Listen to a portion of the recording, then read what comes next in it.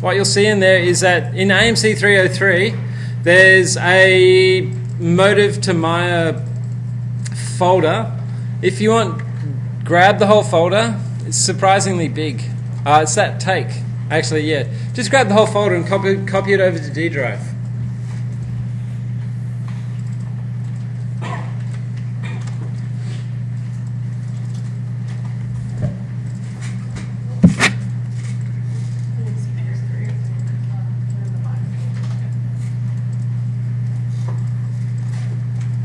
And then, okay, and that take, it's a single take. So in Motive, once you've copied it over to D drive, head to Open, File, Open, and go look for it and open it up. AMC 303, Motive to Maya, Unmotive, Open.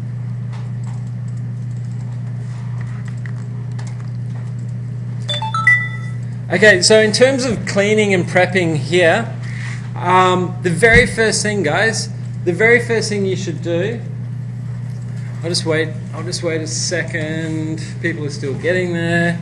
I'll tell you what, whilst you're waiting for me, what I recommend you do is you muck around with the colors. Colors are fun.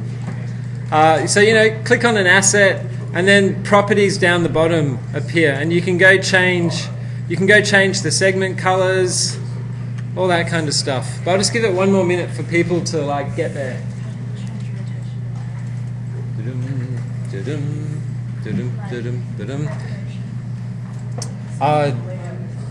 Actually, yeah, that's a good question. If you want to make Motive behave like Maya, which I recommend, you go to Edit, Mouse Controls, and change the user profile to Maya. And then it behaves just like Maya. And also the layout I'm in is Edit Layout, just like that. Yeah. That's the one that doesn't have a license. Oh, okay. Okay, all right. So guys, let's talk about the actual cleaning bit. The very first thing that I'd suggest you do is before you do any kind of cleaning, right click on here in takes, right click, and there's one called Reconstruct and Auto Label. I'm going to click on it, and I suggest you guys all click on it too, and then I'll talk about it whilst it's doing it. So I'm going to go Reconstruct and Auto Label. It asks me if I really want to overwrite the data, and I'll go OK. So look, whilst it's doing that, I'll just tell you what that's doing. What it does is it reprocesses all of the 2D data to recreate the 3D markers, and then after it's done that, the next thing it does is it then does another auto label of the markers. Like you get the 3D markers, and then it attempts to assign them to various body parts. And what it is, the reason why we do this is because doing this, if you do this, at the very least, at the very worst, you'll get pretty much exactly what you had before. But chances are you'll get something that's usually a bit better. So there's no harm in doing it, and chances are that you might get a bit of a better result. So go ahead. I can see some of you who are doing this last trimester looking at me going, oh, it kind of helped, but I still had to do lots. That's the look I'm seeing. But the thing is when you're capturing, on the actual capture, when Motive is doing it all real time on the fly, it uses kind of a looser, faster algorithm to construct the 3D data and to label it for you. Doing this, it kind of it redoes it with a higher quality. So that's why you should get at least a bit of a better result. It's still not a miracle worker. It can't deal with occlusion issues, and if it just, if the marker's not there, it's just not there. But it should help to slow the swaps down a bit. And my God, this thing's taking forever. I'm gonna pause the recording.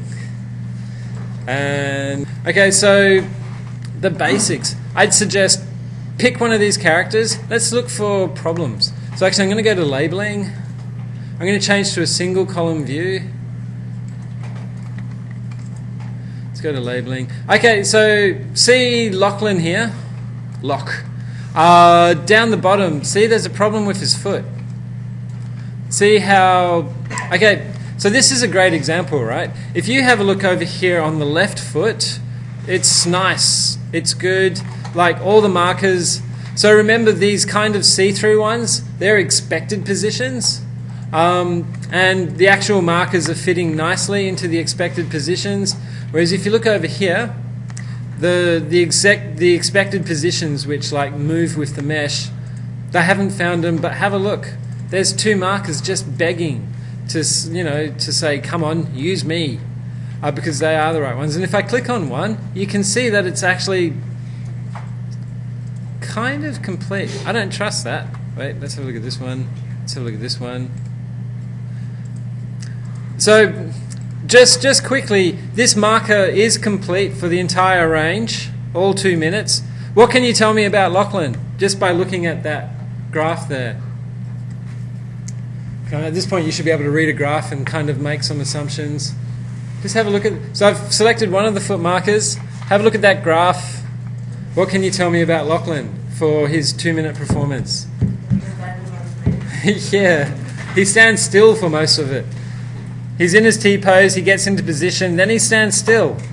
I remember this scene. It's a reenactment from Wolf of Wall Street. It's a scene like where Leonardo DiCaprio is like telling the entire office that like he's not going to let the FBI take them, and he stands up on a podium, and it was a cool scene.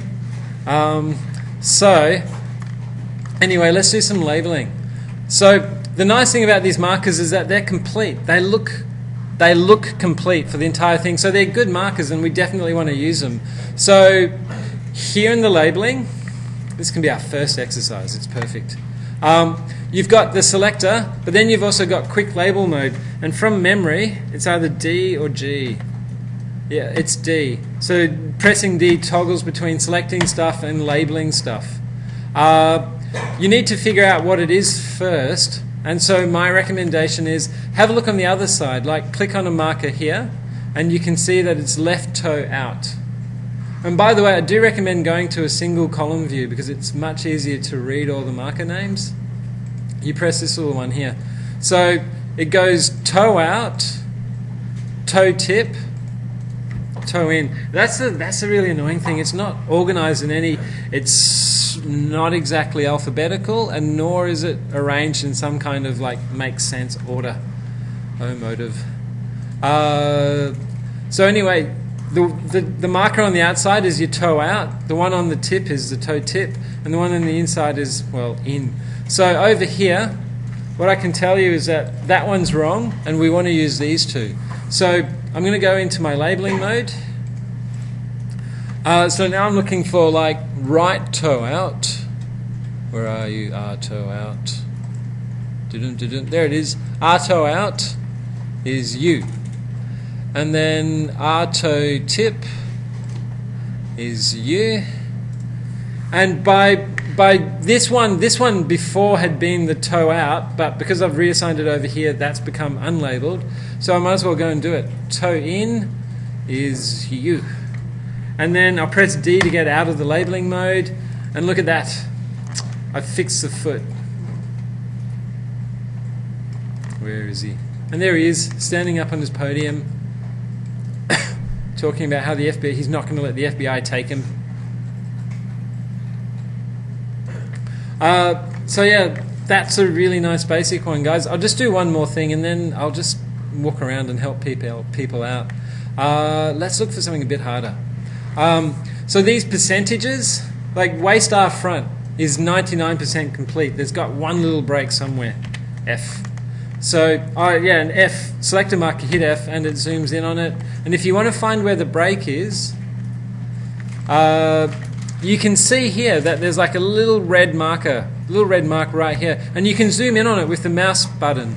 Like you can you can do all kinds of zooming in here. Not that much zooming in. I'm just going to drag this out again. There's a tiny little red mark here. I'm just going to middle mouse drag over that area, and I've zoomed in. So I'll jump over here. To follow something, by the way, to follow something, like select it, a body part or a marker, and press G, and G turns on the follow selected right here. So there's a gap here. Let's actually turn off follow selected. There's a gap here. Let's have a look at it.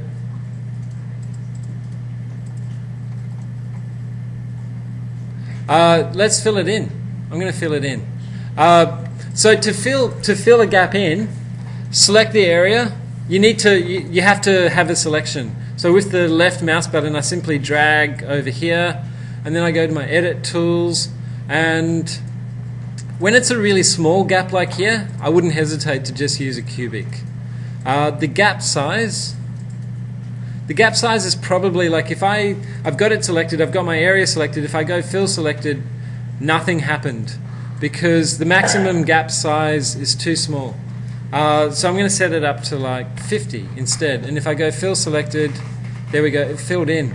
So this is actually a good point to talk about the gap size. That gap size is actually really handy because I reckon, cubics just have a guess.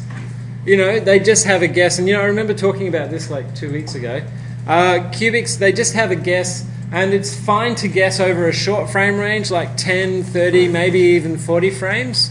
But larger than that, you really need to think about using a different method. Where you go pattern-based and pick other markers to copy from. But what I'd do is I'd set my maximum gap size to say 50 tops, and then just go fill everything. So I go to my labeling and see I've got I've got a few other 99s here, and I've got a 97. I've got a few things here, but if I go to edit tools and if I go fill everything and come back to labeling, all my 99s, actually worryingly even my 97% disappeared. And look, I've just kind of filled everything in. Now, I want to warn you, don't just get tempted, especially if you're in the test, to set your gap size to 500 and just hit the fill everything and go, I've cleaned it all. Because I'll nail you for that if you've actually introduced problems. Because remember, if it's like a foot and it's not supposed to be moving, but you've used some crazy long cubic interpolation on it and the foot starts drifting around when it should be planted, it looks terrible. So yeah, don't stick to a reasonable gap size before you hit that fill everything button, because anything larger than that really does want attention. You want to go there and have a look. In fact, I'm going to undo this. I'm going to undo it. I'm going to set my gap size to 30. Go fill everything. Come back here. It's still. Hang on. Control Z. Let's just try fill all. No mark. Okay. All right. Now I'm just going to stick to that. All right, but guys, have a go. Look for problems. Go check it out. See what's wrong. We'll just spend 15 minutes on